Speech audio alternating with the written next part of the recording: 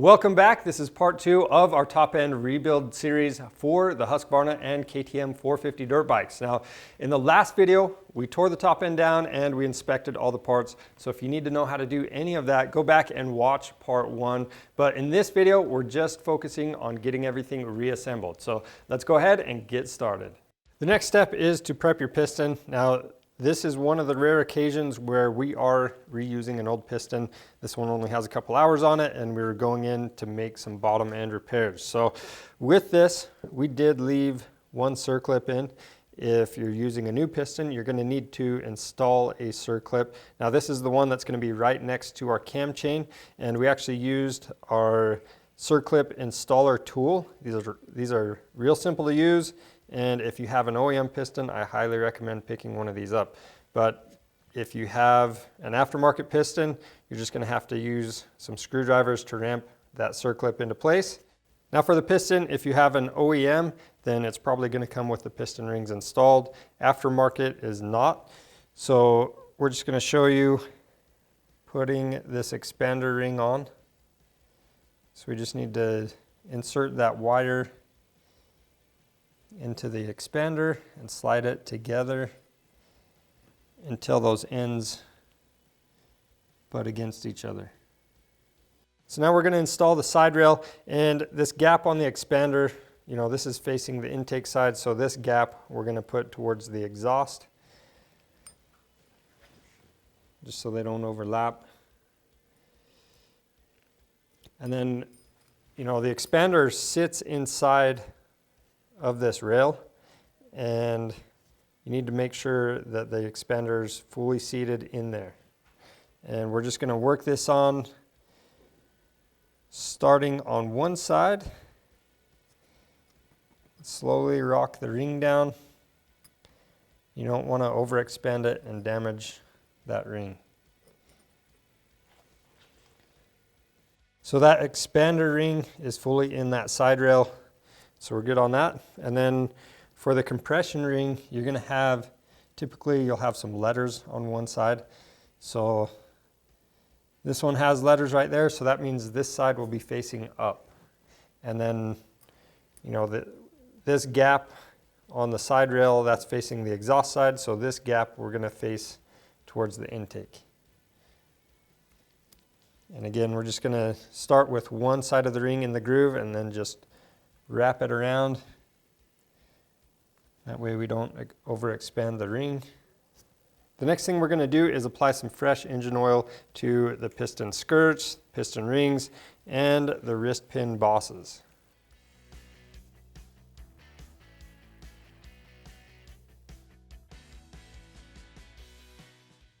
Now with this style of oil control ring, we're going to have to use a piston ring compressor.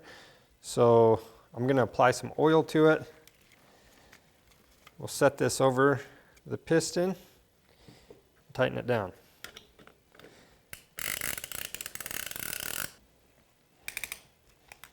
And once you have the rings tightened down all the way, you can take your cylinder, apply some engine oil to that as well.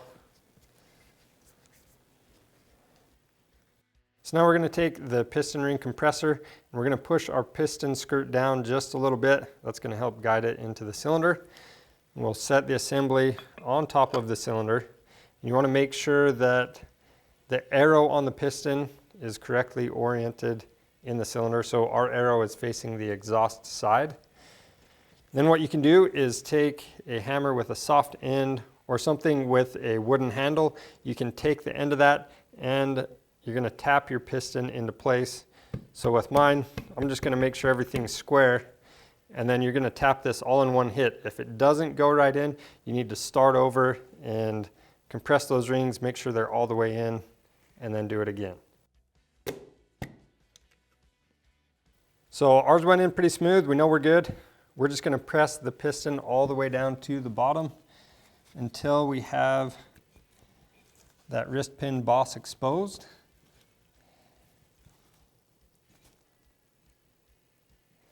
And if you feel that piston binding up at all, you definitely want to press it back out and inspect everything, make sure that nothing is damaged. So now with the wrist pin, what I'm going to do, is apply a little bit of assembly lube to it. We're going to slide that in to the wrist pin boss that doesn't have the circlip in it yet.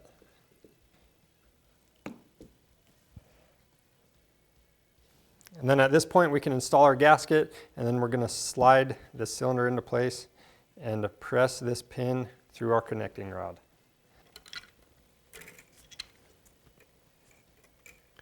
When you put the gasket on, make sure those 2 dowel pins are in place. And while we're over here, we're going to apply some assembly lube to the small end of that connecting rod. All right, so we're going to slide the cylinder down into place. Make sure you get the connecting rod correctly located.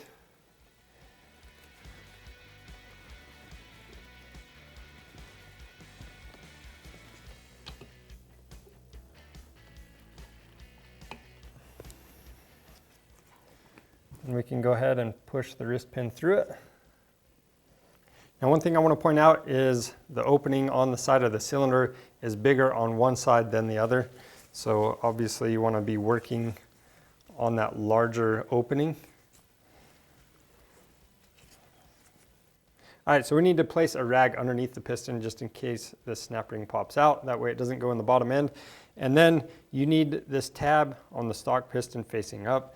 And again, if you have that installer tool, it's going to be a lot easier. But if you don't have one, you can use a small screwdriver, use it like a ramp, or some small needle nose pliers. Make sure that the circlip seats all the way into its groove.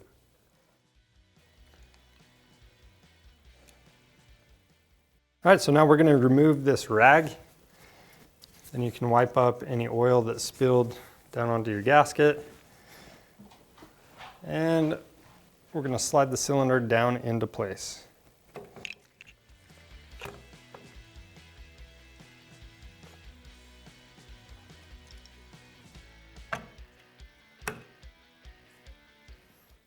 We're going to make sure that gasket sealing surface is clean, and we'll install the 2 dowel pins and our head gasket. Then we can install the cylinder head, and you also want to make sure that the sealing surface is clean on that. Line it up with those 2 dowel pins. And we're going to install the 4 larger bolts. I did apply a little bit of engine oil to these threads. Don't forget the M6 bolt next to the cam chain. We're just going to loosely install this until we have the cylinder head bolts torqued. And then the 4 bigger bolts, we're going to start the tightening sequence by torquing them to 7.4 foot-pounds.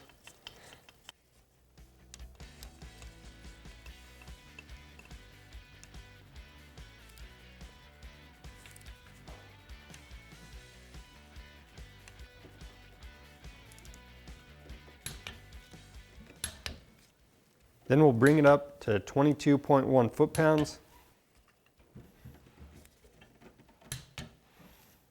And for the final torque, we're going to take it up to 36.9 foot-pounds.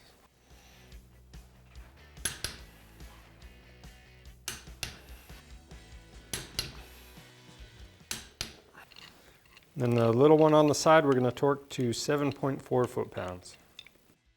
All right, at this point, we're going to verify that our piston is at its highest point, or top dead center. So I'm going to remove this bolt out of the right side engine cover. I'm going to take off the copper washer.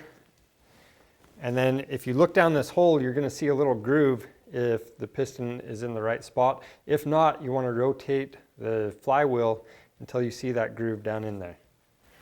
And we'll take that bolt without the copper washer, and we'll just lightly seat it. And that's going to lock our crank into place and make sure that the piston is at top dead center.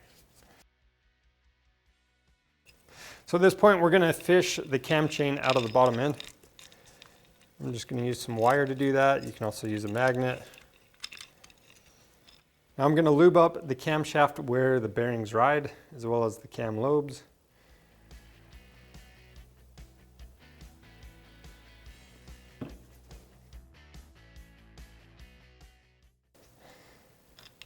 So we're just going to feed that through the cam chain.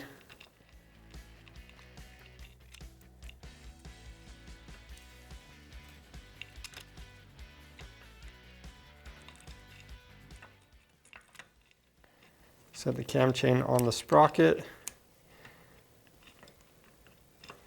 And then I'm going to rotate this chain until those dots line up. So we're lining up right there, so I can press the cam all the way back into place. Once you've done that, you can reinstall your shims. If you didn't make any changes to the cylinder head, you can just reinstall the old shims in their original positions. But if you had to get your head machined, you're probably going to have to install some new shims, and check that once or twice. So we'll put those in and install the rocker arms. Now for the rocker arm and rocker arm shaft, we're going to set these into place. We've lubed them up really well. Now this rocker arm shaft for the intake is going to have that extra little hole right by my index finger. And then this recessed side, that hole by my thumb, that flat part needs to be facing up. For the 500s and older 450s, there is an indexing mark on the outside of the intake rocker shaft, and that mark will face up.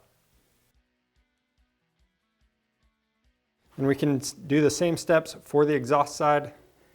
The only difference is this shaft will be a little bit different. It doesn't have that extra oil hole.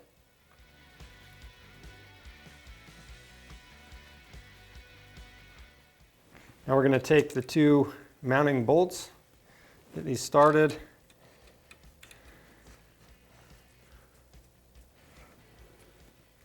I'm going to take out these bolts we used to remove the shafts. And the two mounting bolts, these are going to torque to 11.1 foot-pounds.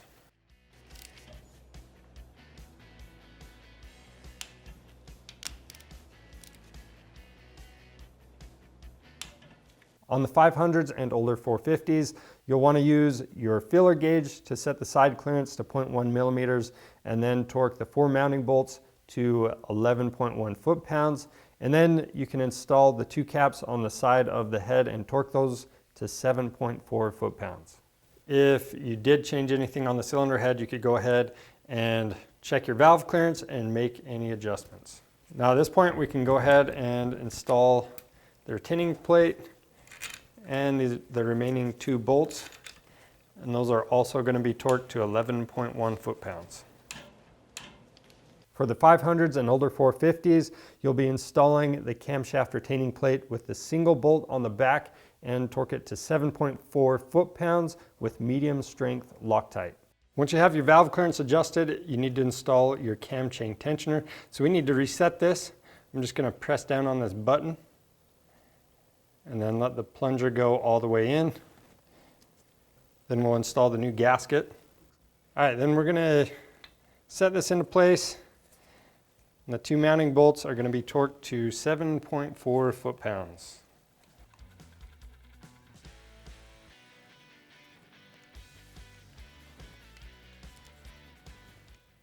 Then we'll install the bolt, the spring, and we're using a new crush washer.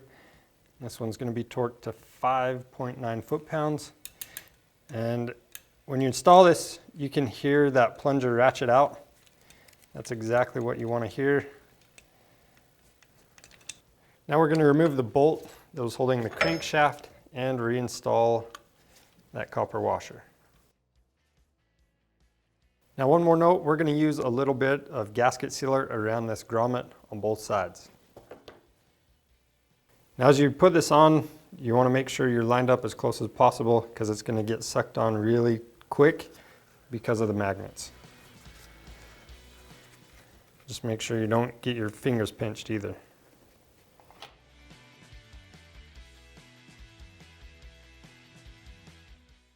Now one thing to note, the bolt with the washer is going to go right there.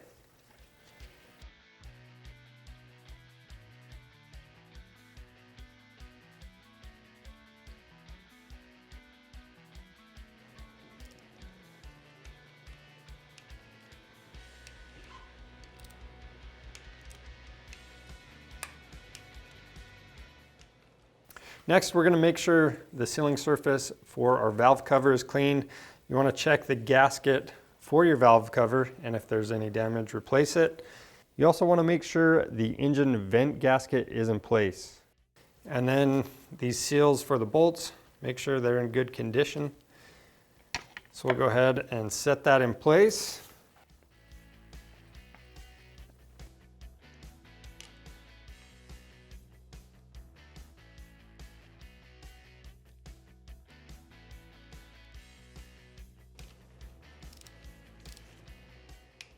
And last, we're going to reinstall the spark plug.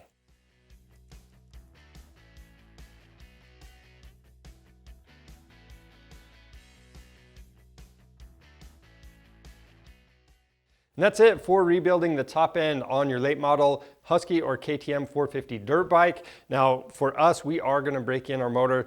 We're going to vary the RPM the first ride, and then after that ride, we're going to change out the oil along with that oil filter, but you want to refer to your model specific service manual for your bike, and that way you get everything done correctly. Now, if you need any parts for your top end rebuild, be sure to check out our website. We have both OEM and aftermarket parts on there, and subscribe to our channel for more helpful content. We're going to have an engine installation video on there, and even if your engine is already in your frame and you need any tips on getting everything back together, you can find those tips in that video. So check it out, and we'll catch you in the next video. Thanks for watching.